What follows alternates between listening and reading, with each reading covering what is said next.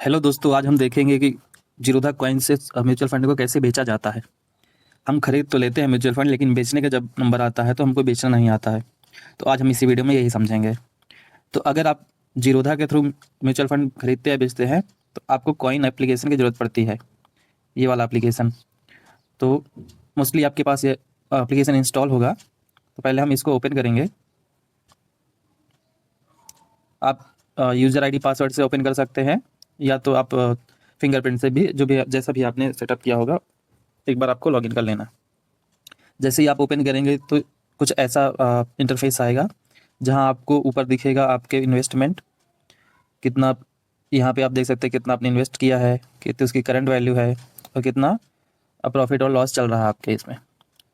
तो ये सब चीज़ें देख सकते हैं। और नीचे देखेंगे तो ऑप्शन मिलते हैं, जैसे होम, इन्वेस्टमेंट, डिस्कवर और अकाउंट। तो अगर हमें कोई म्यूचुअल फंड बेचना है, तो जो अगर मुझे देखना भी है, तो मैं सबसे पहले इन्वेस्टमेंट में जाऊँगा। इन्वेस्टमेंट में जाऊँगा तो ऊपर का पार्ट तो सेम है, ये वाला, लेकिन नीचे आप देखेंगे यहाँ पे आपको लिस्ट ऑफ म्यूचुअल फंड्स दिखेंगे, जो जो आपने म्यूचुअल फंड्स खरीद के रखे हैं। जैसे मैंने यहाँ पे मेरे में देख सकते हैं, ये निप्पॉन इंडिया का है, फिर गोल्ड है, फिर ये सिल्वर का है, फिर निप्पॉन इंडिया का स्मॉल कैप, ऐसे आपके भी दिखेंगे। कोई रिकमेंडेशन नहीं है, आप इसको देख के कोई म्यूचुअल फंड ना खरीदें। जो भी आपका है उसको हम कैसे बेचेंगे, आज हम सिर्फ ये देखेंगे। तो मैं एग्जांपल के लिए ये लास्ट वाला बेचना चाहता हूँ, मान लो। तो इसमें मेरे पास अभी देखिए, मैं तो पहले इसका कुछ बेच चुका हूँ। सिर्फ ये एक ELSS है, इसका एक ही बार का खरीदा हुआ बचा था, लॉक था, अब वो अनलॉक हो गया, तो इसको हम बेचते हैं। तो बेचने के लिए हम क्या करेंगे, सबसे पहले इसमें क्लिक कर देंगे। जैसे ही क्लिक करेंगे तो आपको ये पेज आएगा। यहाँ पे आपको दिखेगा प्रॉफिट। प्रॉफिट कितना रुपए में भी दिखेगा और परसेंटेज में भी दिखेगा। ये XIIR ये आपका होता है कि किस रेट से आपका ये इन्वेस्टमेंट इंक्रीज़ हुआ है। और देख सकते हैं इन्वेस्टेड अमाउंट, करंट वैल्यू, सब कुछ। अब अगर आपको बेचना है तो बेचने के लिए आप नीचे देखेंगे, यहाँ पे बाई मोर के बगल में एक 3 डॉट्स वाला आइकन है, उस पर क्लिक करेंगे। इसमें क्लिक करेंगे और सेकेंड नंबर में आता है रिडीम। किसी भी म्यूचुअल फंड को बेचना मतलब उसको रिडीम करना। तो अगर आपको ट्रांजेक्शन हिस्ट्री देखना तो आप ट्रांजेक्शन हिस्ट्री में जाएंगे, पर हमें यहाँ पे क्या है, हमें बेचना है, तो हम रिडीम में जाएंगे। तो हम रिडीम में क्लिक कर दिए। जैसे रिडीम में क्लिक करते तो आपको यहाँ पे एक बार फिर से आपको सारी इन्फॉर्मेशन मिल जाती है कि कितने यूनिट्स हैं आपके पास, इसकी कितनी उसकी लगभग वैल्यू है। और ये देखिए 2 वर्किंग डेज़ में ये अकाउंट में पैसा आएगा। तो ऐसा नहीं है कि आप आज बेचें और आज ही आपके अकाउंट में पैसा आ जाएगा। ये 2 वर्किंग डेज़ लेता है, और इसमें भी डिपेंड करता है कि आप 12-1 बजे के पहले बेचते हैं या उसके बाद बेचते हैं। तो आप नीचे देख सकते हैं, अगर मैं नीचे जाता हूँ तो यहाँ पे मैं दे सकता हूँ कितने यूनिट्स मुझे बेचना है, और उसकी वैल्यू यहाँ पे दिखाएगा कि कितनी वैल्यू होगी। तो एक तो तरीका ये है कि आप अपने से मैनुअली एंटर करें कि मुझे कितनी वैल्यू बेचनी है। पर एक दूसरा ऑप्शन है रिडीम ऑल यूनिट्स। इस केस में क्या होगा, जितना भी मेरे पास जितने भी शेयर्स हैं उसके, वो सारे के सारे सेलेक्ट हो जाएंगे। जैसे मैं फॉर एग्जांपल यहाँ पे सेलेक्ट करके दिखाता हूँ आपको। तो अगर मैं जैसे सेलेक्ट किया तो मेरे पास 7.498 यूनिट्स थे, और उतने पूरे आ गए, उसकी वैल्यू भी दिखा रहा है यहाँ पे। पर ये तो इस केस में ठीक है, बट कभी कभी ऐसा होता है कि अ, हम 1 साल के अंदर ही खरीदे हैं कुछ यूनिट्स उसके, उस केस में एग्जिट लोड लगता है, जो कि यहाँ पे अभी 0% दिख रहा है, क्योंकि मेरा 3 साल से ज़्यादा हो चुका है। पर 1 साल से कम रहता है तो उस केस में एग्जिट लोड लगता है। तब हम क्या करते हैं कि उस केस में हम सारे यूनिट्स नहीं बेचते। जैसे मान लीजिए मैं 3 साल से इन्वेस्ट कर रहा हूँ, तो लास्ट की 12 जो SIP होगी या कुछ जैसा भी आपने परचेज़ किया है, वो जो भी 1 साल के अंदर का है, उसमें एग्जिट लोड लगेगा।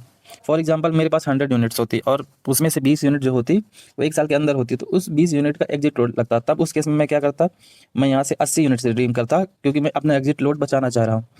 लेकिन अगर मुझे ऐसा लग रहा है कि एग्जिट लोड तो थोड़ा सा ही लगता है, और ऐसा लग रहा है कि अभी बेचने का सही समय है, तो कोई बात नहीं, मैं 100 के 100 यूनिट्स बेच दूंगा। थोड़ा सा एग्जिट लोड में चला जाएगा, कुछ जाता है 0.1%। ऐसे हर हर म्यूचुअल फंड का अलग अलग एग्जिट लोड होता है, तो कुछ रुपए उसमें जाएंगे। तो मेरे केस में अगर मैं बात करूं तो मैं तो पूरे यूनिट सेलेक्ट कर रहा हूं।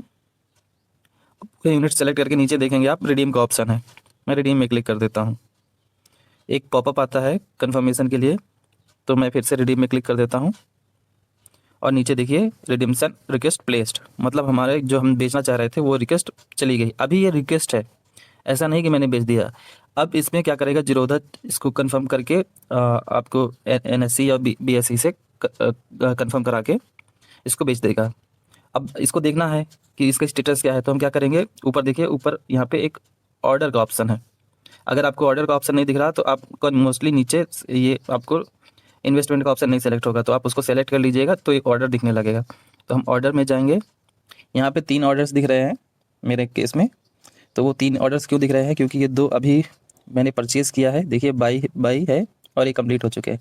पर जो हमने अभी बेचा है वो ये वाला है। ये देखिए किस में है, पेंडिंग ऑर्डर्स में, बाकी तो एग्जीक्यूटेड में है क्योंकि ये 2 दिन से पहले खरीदे होंगे। तो अभी हमारे में अपने वाले में जो जिसको हमने बेचने का जो हम बेच रहे हैं उसमें देखेंगे तो देखिए यहाँ पे स्टेटस क्या दिखा रहा है, प्रोसेसिंग, है ना। जब 2 दिन बाद आएंगे तो ये भी कंप्लीटेड दिखेगा, और जब एक बार ये स्टेटस कंप्लीटेड हो जाएगा तो हमारे अकाउंट में ये पैसे चले जाएंगे। अब बात आती है कि कौन से अकाउंट में जाएंगे, किसी के पास 2 अकाउंट है, 3 अकाउंट है, तो कौन से अकाउंट में जाएंगे, तो उस अकाउंट में जाएंगे जिस अकाउंट से आपका जीरोधा में जो अकाउंट लिंक है। आप जब परचेज़ करते हैं तो किस अकाउंट से पैसे इसमें डालते हैं, सेम अकाउंट में आपके ये पैसे चले जाएंगे। तो तो ऐसे हम किसी भी म्यूचुअल फंड को बेच सकते हैं। मुझे लगता है कि आपको समझ में आ गया है।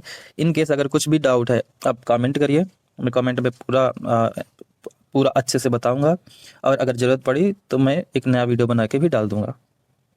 आशा करता हूँ आपको ये वीडियो बहुत अच्छा लगा होगा।